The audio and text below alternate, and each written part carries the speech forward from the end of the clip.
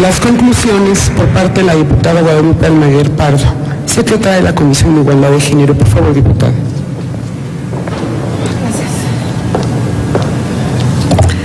Antes de iniciar, muchas gracias por su aguante. Ya llevamos casi 4 horas aquí.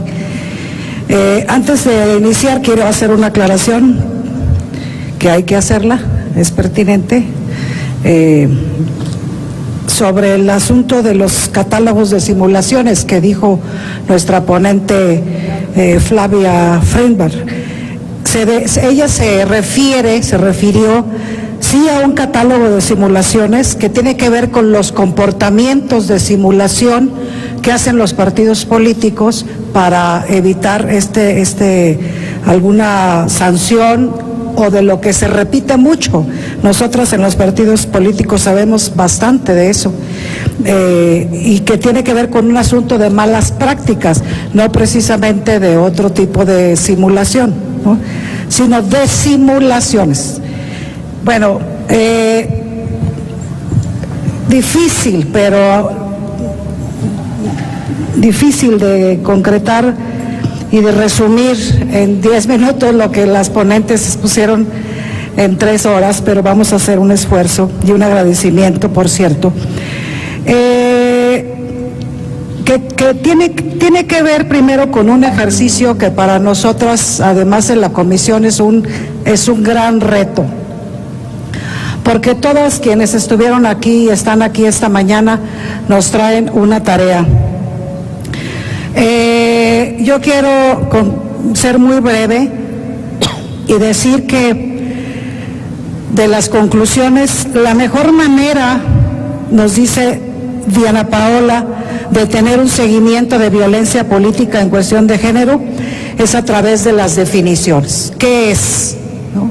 Y qué es además en cada uno de los espacios, porque no solamente en los partidos políticos vivimos violencia política por razones de género. Tenemos aquí una compañera de San Luis Potosí, la magistrada Monter, que está siendo víctima de violencia de género en el Poder Judicial, que no es un partido político, sí es una entidad de poder, y habría que estar también todos los espacios, le decía yo hace un rato a mi presidenta Wendy, todos los espacios en donde se maneja poder, hay violencia política contra las mujeres que osamos siquiera la disputa por los espacios. No hay un catálogo de sanciones. No hay un catálogo de sanciones, tendríamos que estarlo construyendo en esta comisión particularmente. El protocolo creo que ya quedó algo rebasado, del que tenemos el protocolo que ya se hizo, está rebasado. Tendríamos que estar nosotras construyendo una ampliación de todo lo que hay en el protocolo actualmente. También las expertas, pero particularmente yo diría, escuchar a quienes han sido víctimas directas de violencia política por razones de género, para ampliar todas las prácticas a las que son sometidas las mujeres en este tipo de violencia que viven. La falta de tipificación, cada vez que hay un caso, que sabemos de un caso de violencia, decimos es que no está tipificado. Pues sí, no está tipificado, como bien decía una de nuestras ponentes, se ha venido posponiendo. El trabajo que se hizo en la Cámara de Senadores en la pasada legislatura y posteriormente que fue recibida en la Cámara de Diputados, está ahí, ¿no? Y creemos en la comisión que ya es un documento que ha sido rebasado. Tendríamos que estar actualizándolo, tanto el protocolo como la misma propuesta, para seguir trabajando en este tema.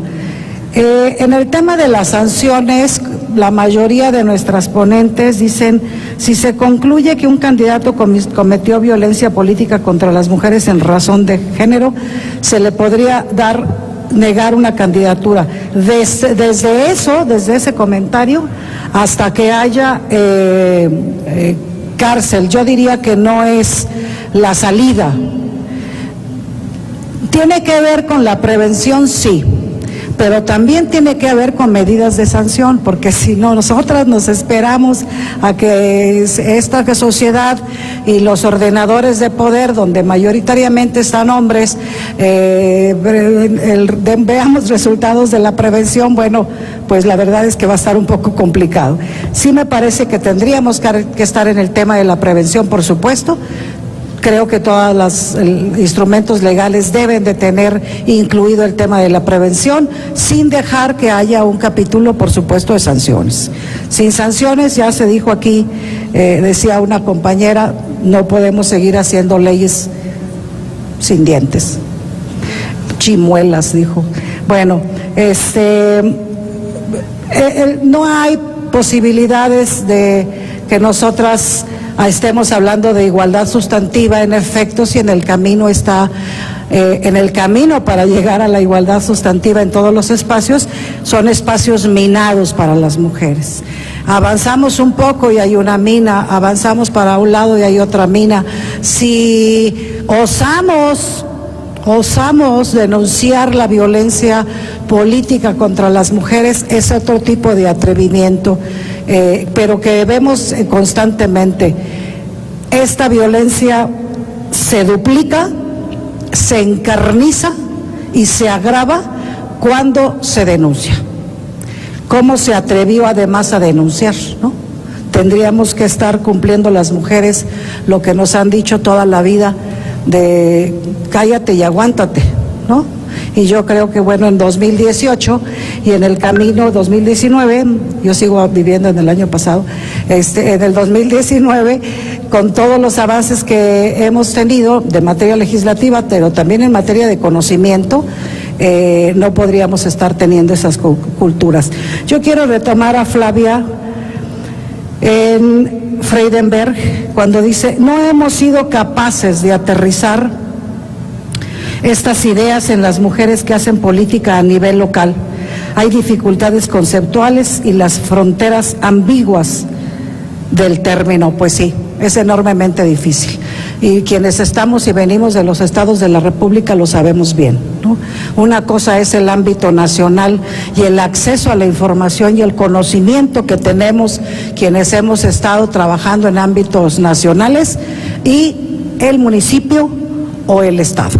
Así sea nuestro municipio capital de estado, las cosas son absolutamente diferentes. No nos llega la información, no llega a las mujeres la información, y si ni siquiera sabemos aún, muchas mujeres no conocen aún el tema de la identificación de la violencia física.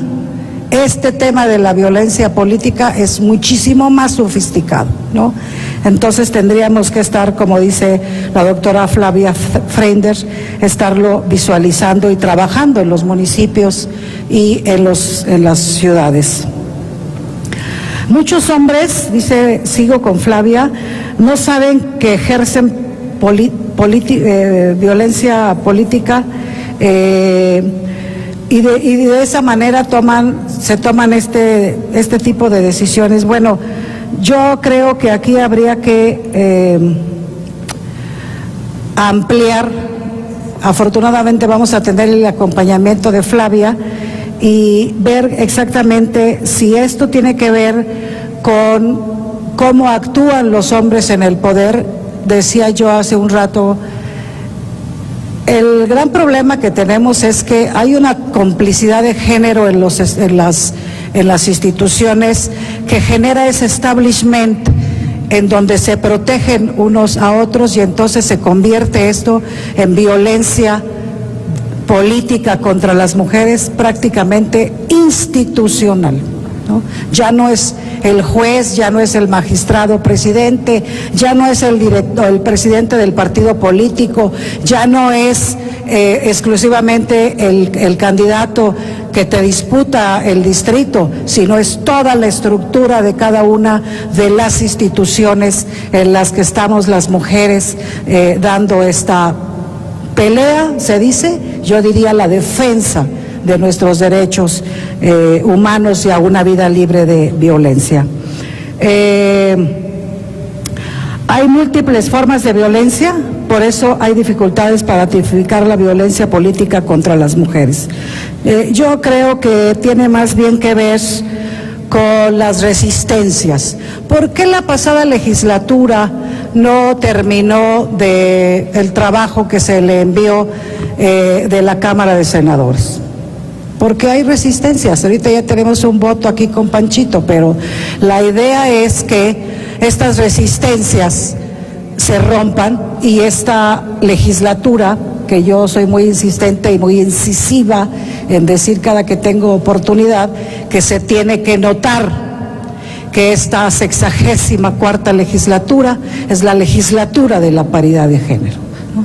Entonces, si no lo logramos en esta legislatura, difícilmente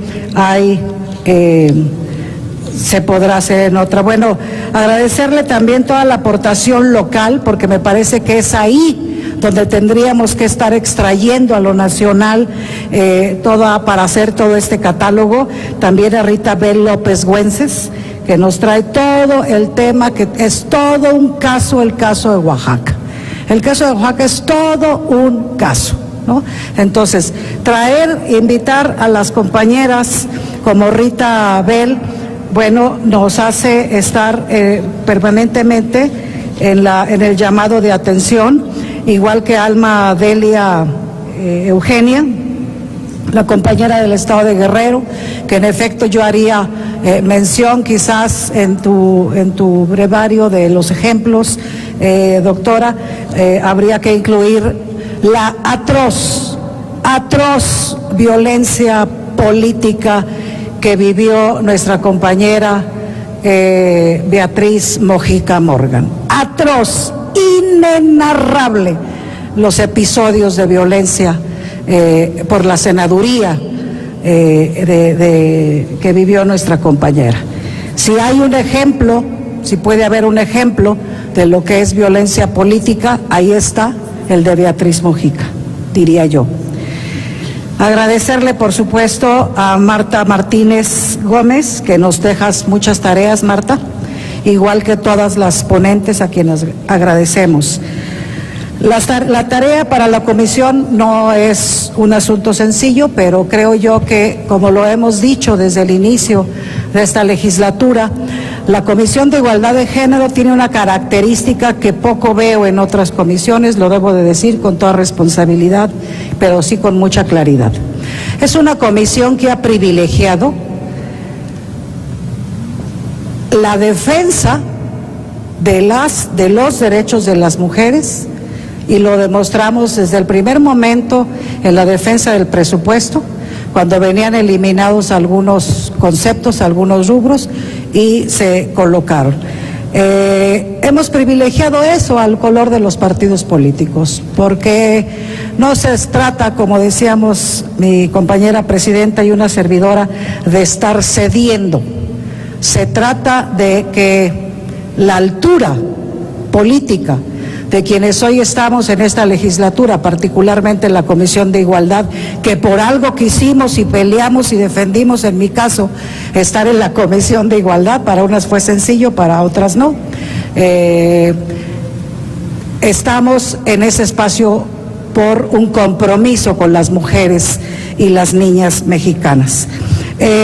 Yo quiero decir que uno de los compromisos de esta Comisión de Igualdad se ha venido reflejando en estos ejercicios de Parlamento abierto, y también decir que no sería posible en tareas tan magnánimas como la de esta ley, que todavía no sabemos cómo le vamos a poner. Yo tengo una propuesta, Wendy tiene otra, aquí nos han dado otras propuestas, pero este es un asunto que también tendríamos que estar discutiendo. La ley de violencia política contra las mujeres, la ley de violencia contra las mujeres en la vida política, decía alguien más, yo digo la violencia contra las mujeres políticas. Y en esas estamos, ¿no? Sin embargo, no es lo importante. Lo importante es traer las experiencias locales desde los municipios, desde las comunidades, que es donde inicia la violencia política contra las mujeres que tienen el interés de participar en este tipo de espacios. No podríamos, no debemos en esta 64ª legislatura, esta comisión particularmente de igualdad, caminar ni legislar sin el acompañamiento de las expertas, de las representantes de los organismos internacionales como la ONU, ni de ninguna manera, bajo ninguna circunstancia, sin las organizaciones de la sociedad civil. Hay que decirlo cada vez que tengamos oportunidad. Me parece que tienen y han tenido un papel preponderante en la vida política mexicana. No se concibe, no es posible concebir la vida democrática ni de la participación de las mujeres en México sin las organizaciones de la sociedad civil. Hay que estarlo diciendo. El reto de tener y de hacer y de ejercer una legislatura y una comisión de puertas abiertas nos trae y nos contrae varios compromisos. La presidenta de la Comisión de Igualdad, mi compañera Wendy Briceño, hemos platicado abiertamente sobre este tema de manera muy responsable y nos hemos propuesto hacer la ley, como se vaya a llamar, desde la Comisión de Igualdad. ¿Por qué?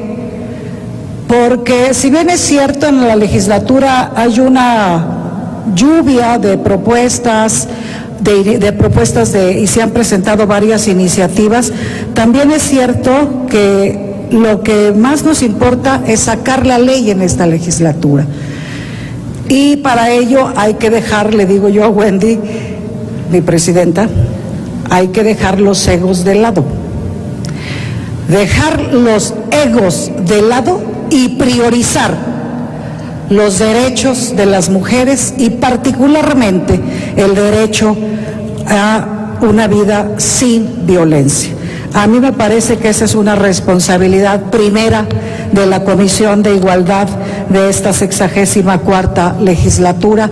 Yo no tengo más que agradecer su presencia a las ponentes de esta mesa tan especializada, y que decirles que ya estamos nosotras iniciando los trabajos para la integración del instrumento, como se vaya a llamar, que prevenga, erradique y sancione la violencia política contra las mujeres en política. Muchas gracias, buenas tardes.